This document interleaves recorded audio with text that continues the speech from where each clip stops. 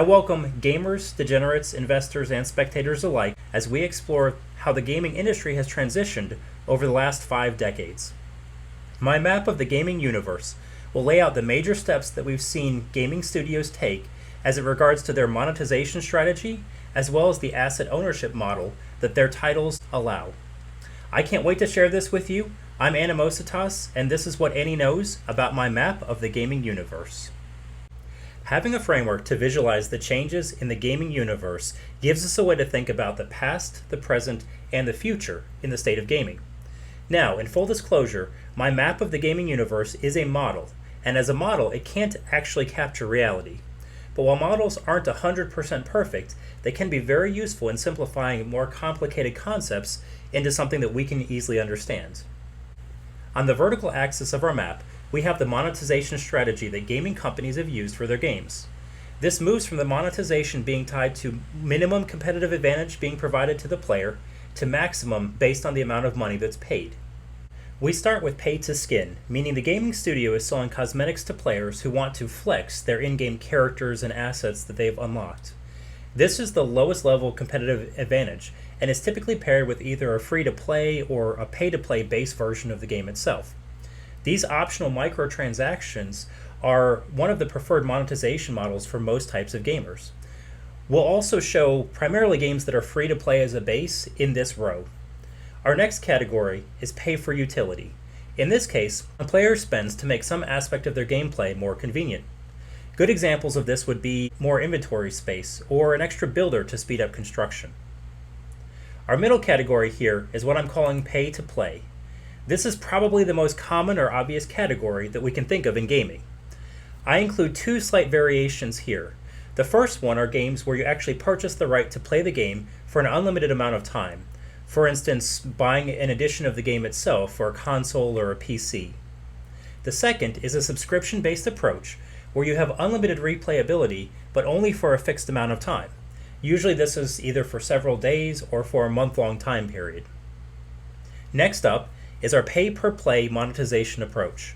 When gamers have a fixed cost per cycle of gameplay, that game would land here. Think about a core gameplay loop or mechanic that's gated by a small fee. A good physical world gaming example here is purchasing a pack of Pokemon or Magic the Gathering cards as a collectible. You pay for every iteration of the cycle you're going through. The final category is the least approved of by gamers, the pay-to-win category. In this approach, the player has the option to pay for better items or characters, more chances to compete in the particular game mechanics in a way that replaces skill entirely with how much you're willing to spend in order to progress in the gaming system or to be competitive. This category has the grayest area compared to some of the rest because in many cases, being able to purchase in-game assets at all can give you some sort of an advantage. Shifting to the horizontal axis of our map, we have the asset ownership category that indicates what degree the gamer actually has control and full ownership of either the game itself or assets in the game economy. Moving from left to right, we increase the amount of ownership that the player has over their assets. In the first instance, nothing in the game itself or the actual game system is owned by the player directly. The second type of ownership model that we see is where the game instance itself is owned by the player. They have a single game universe that they retain, and maybe there are save states or there's simply the ability to reuse it as much as desired.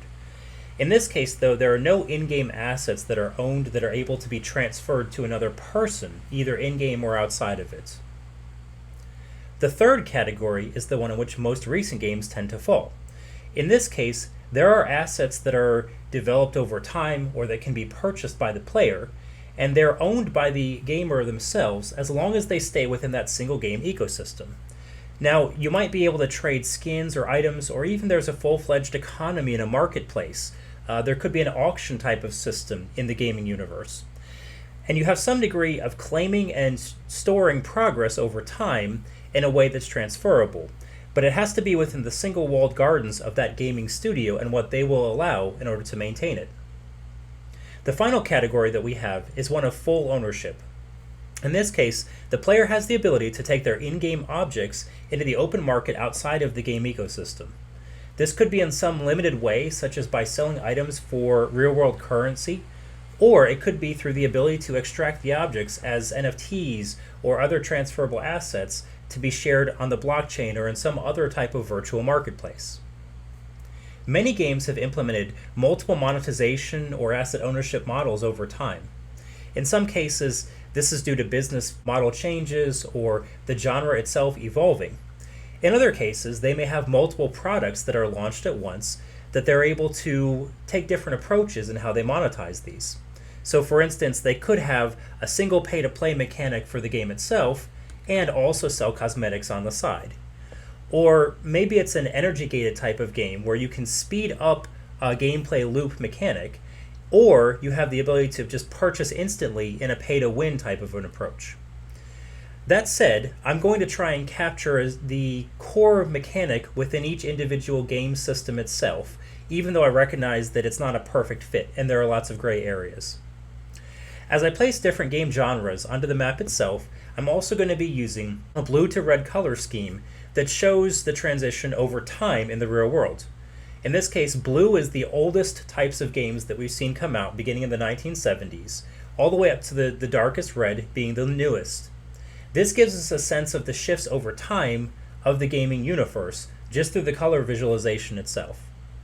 Now that we know the map's structure, let's discuss a few key moments and inflection points in the history of gaming. Emerging in the 1970s, arcade games such as Pong and Pac-Man and Space Invaders were the first truly profitable business models in the gaming industry. These games were very simple. They were installed at centralized locations that you would physically go to, and the monetization model was a pay-to-play model. In this case, you put a single coin into the machine, and you got to play until you lost and failed the game. Typically, there were a certain number of lives that you had at your disposal, and when those ran out, the game ended. There was no transfer of any sort or ownership of the game or any assets itself, but it became wildly popular. Games like Pac-Man and Space Invaders each grossed over $3 billion in revenue, which is roughly equal to $8 billion in today's terms. Arcade games' positions as king of the hill began to wane in the early 1980s as consoles began to go more mainstream.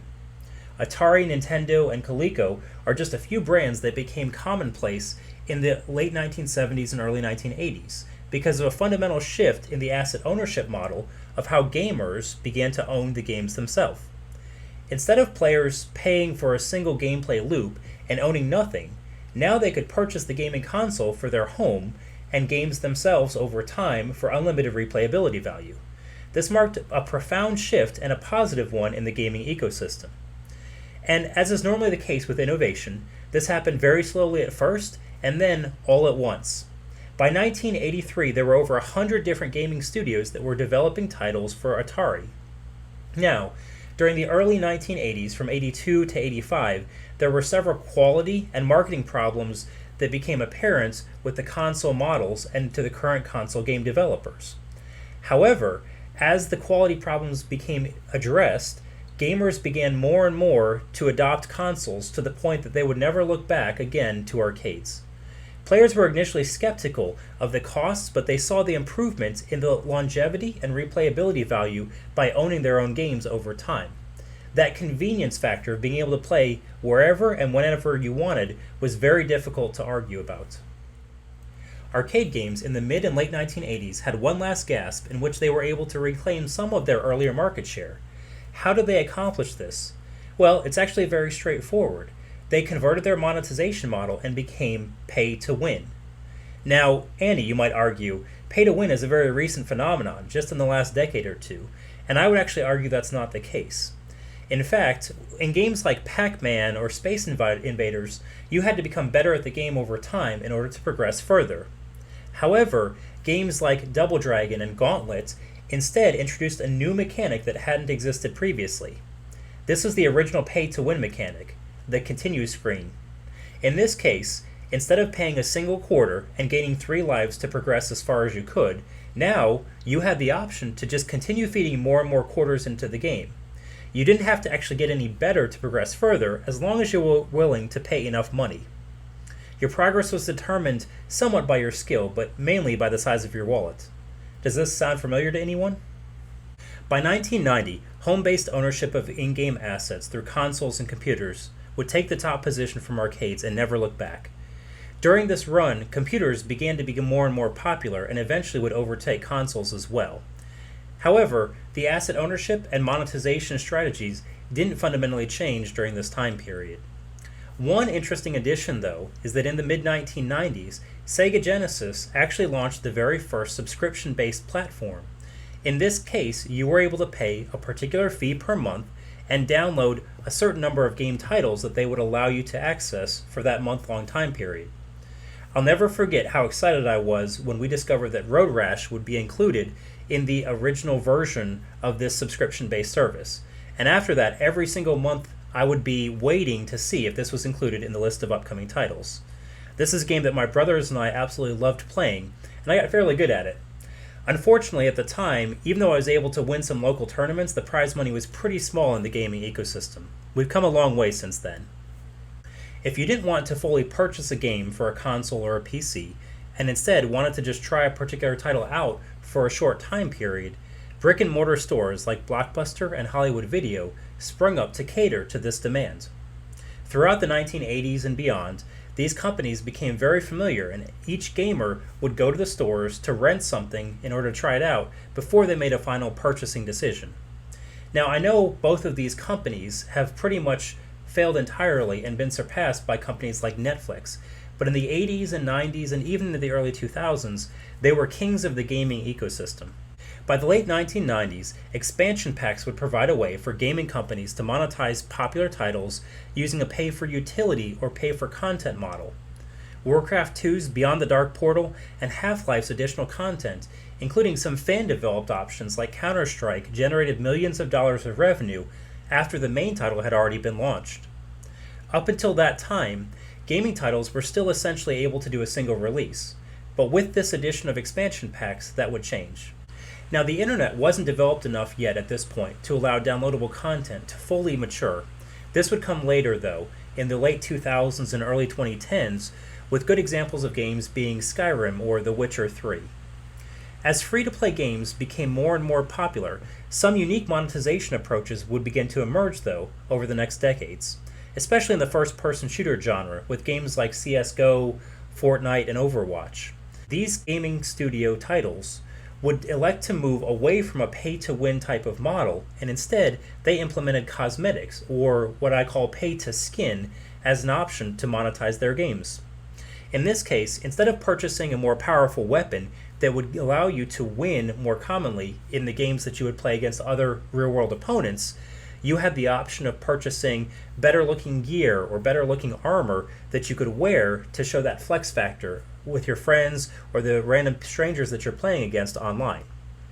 In this case, this would become one of the best decisions from a monetization standpoint that the gaming studios had made. The pay-to-skin model is one that continues to be extremely popular among many gamers. The shift to online games allowed a major change to take place with in-game economies, allowing player-to-player transfers and sales within the games themselves. Massively multiplayer online games, or MMOs, like EverQuest and World of Warcraft first popularized this. These subscription-based services created massive communities, and within those communities, you could trade with your friends and other gamers gold or in-game items that you accumulated over time. You had also easily developed interfaces that would make this transition very simple. The massive scale and adoption of these games under the MMO genre allowed scaling to allow highly developed marketplaces to emerge, and complex economies gave the feeling of ownership for in-game assets. This is true to an extent. However, one key limiting factor is that the assets themselves have to remain within the gaming ecosystem. So as soon as you try to take them out of the game itself, you can't transition that into real-world dollars or, for instance, into a skin in another type of game that you may be transitioning to. Some MMOs in the 2010s explored pay-for-utility types of concepts. Games like Lost Ark or Path of Exile. In Path of Exile, or PoE, you can pay for cosmetics, or you can pay for genuine utility. But no items actually give you a competitive advantage.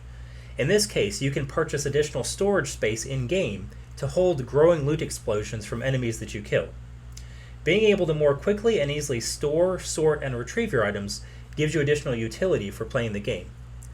The more competitive about the game you are, and the more supportive of the game developers, you're much more likely to pay for these utility-based approaches. Also, in the early 2010s, multiplayer online battle arenas, or MOBAs, emerged, and they became the preeminent location for esports tournaments to exist. Games like Dota, League of Legends allow you to purchase, retain, and in some cases transfer cosmetics within the games themselves. There's no pay-to-win mechanics, though, that have really maintained in those games over longer time periods, even though in some cases they started out as pay-to-win approaches. Around the same time, mobile games really would begin to come into their own, and they introduced the concept of real-world, time-gated energy in the gaming systems. In these sorts of games, you had the option of waiting for in-game energy to refill in order to play and progress, or you could pay a small amount of money to speed up that process as a one-time boost. Games like Farmville or Clash of Clans include this type of mechanic. In many cases, this was a single benefit for the gamer because the game itself was typically free to play. However, the regular dopamine shot that you get from completing a specific building or passing a certain checkpoint within the game itself gives the player a biological nudge in order to encourage continual spending within the gaming system. Some mobile games, like Candy Crush or Star Wars Galaxy of Heroes, have highly addicting and engaging gameplay loops based on monetizing pay-to-win as a concept. In the case of Candy Crush, you play increasingly difficult puzzles, and at times you may get stuck for a while on a level and decide to pay to give yourself the ability to move on. Some of these games, though, have taken major criticism because effectively they introduce difficulties that were unable to be accomplished without a payment being made in order to progress within the game itself. This is fundamentally just a reskinning of the continue button from the arcade mode that was introduced decades earlier. In the physical world, if I purchase a Nerf gun to play with my sons or a toy car that I'm going to use in a racing game, I retain ownership of that asset. If I want to repurpose it and play a different game instead, or to sell it or give it to someone, I retain the right to do so. This isn't generally true, though, in the gaming ecosystems.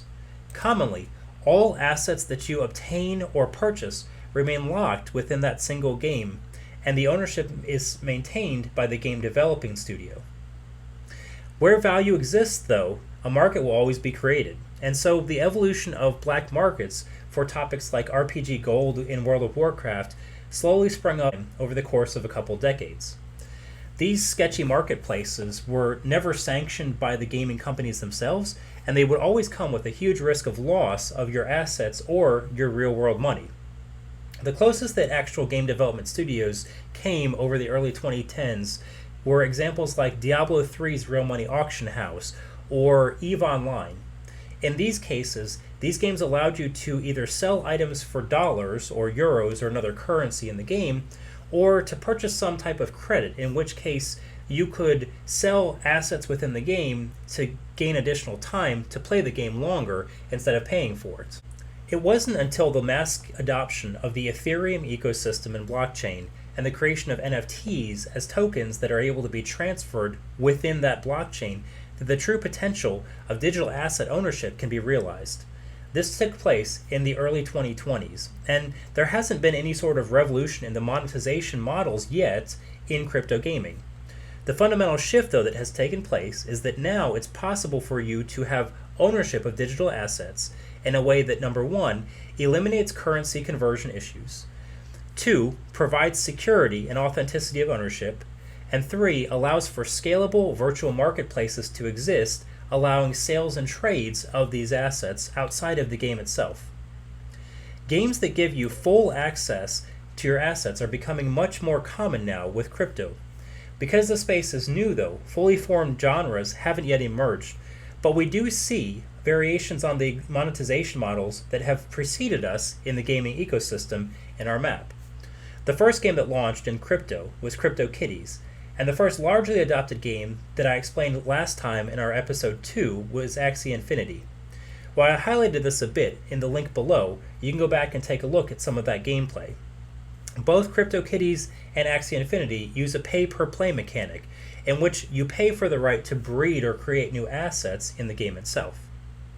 Illuvium, the first truly AAA game launching on the blockchain, is a studio delivering a cross between Pokemon and TFT or Auto Battler types. In this case, in the overworld, you have a pay-to-play mechanic that you pay a small fee to travel from one region to another, and that time you can gather more Illuvials to add to your collection. This is a similar type of concept to the energy-gated games of the past, or opening a pack of Pokemon cards. Enhancements to the pay-to-play model have emerged with Stepin as the first major crypto game that pays you in order to earn money while exercising. Now, the payment mechanic to buy into the game is to purchase a virtual shoe and upgrade it while getting more and more money paid out as you move in the real world. Decentraland is an open-world metaverse similar to Minecraft, where you're able to pay for a particular plot of land that you maintain the rights of, and after that you're able to build and develop in your lands and use it for whatever purposes, commercial or for entertainment, that you desire. Illuvium Zero is a city builder mini-game that allows you to purchase a plot of land and develop it over time in order to generate fuel or scan the region for alluvials that may be nearby. You can then create blueprints for sale of items afterwards in the gaming ecosystem. Each of these examples tells us about a way that you can purchase an asset one time and then use it to play in the game, or bring assets out of that game ecosystem and sell it within a blockchain itself. So the extraction of the assets is possible in a way that benefits the gamer and not only the gaming studio. With profile pictures becoming the first major use for NFTs in crypto, it's easy to see how crypto gaming may begin to monetize cosmetics further.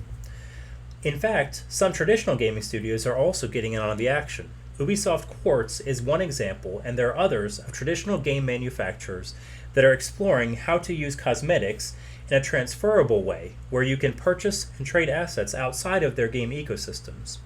Illuvium also has the alluvial avatars called Illuvitards that allow you to purchase and use in-game profile pictures. And we'll see many, many more examples of cosmetics over the remainder of our episodes in the State of Gaming series. One area that will be very interesting to see develop over time is the pay-to-win genre as it applies to games where you own the real-world assets. Galaxy Fight Club is an example where you can import your NFT or your avatar from other gaming ecosystems and compete within their battle arena. You're rewarded based on prizes that are easily transferable into real-world dollars or euros. The Alluvial Leviathan Arena allows you to take your strongest alluvials into battle against other trainers.